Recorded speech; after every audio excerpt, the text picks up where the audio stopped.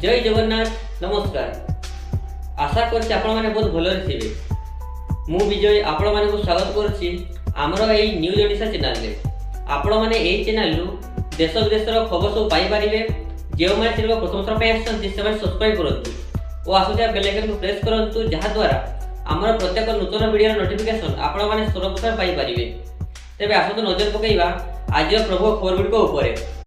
ओडिशार आउटसोर्सिंग कर्मचारी माने तथ्य गोपनीयता भंग हेबार आशंका नहीं मुख्यमंत्री मोहन चरण माझी देइथिबा मंतव्य को तीव्र विरोध करछन्ती। एही प्रसंग में ओडिशा सरकारी आउटसोर्सिंग कर्मचारी संघ आंदोलन पर धमक देइछन्ती।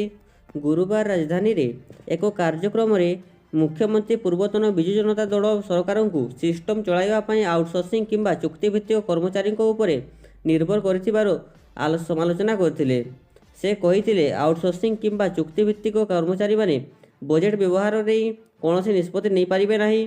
यह व्यतीत आउटसोर्सिंग कर्मचारी द्वारा तथ्य गोपनीयता भंग हेबार आशंका मध्य रही।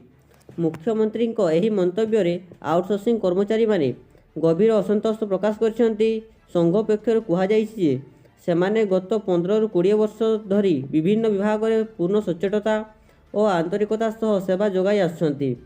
संघ कहिछि नियमित न होई मध्य आमे सरकारी सेवा जोगाउछु। सरकारी तथ्य गोपनीयता संपर्क में मुख्यमंत्री तांको बयान को स्पष्ट करंतु नचेत आमे एही प्रसंग में आंदोलन करने को बाध्य हेबु।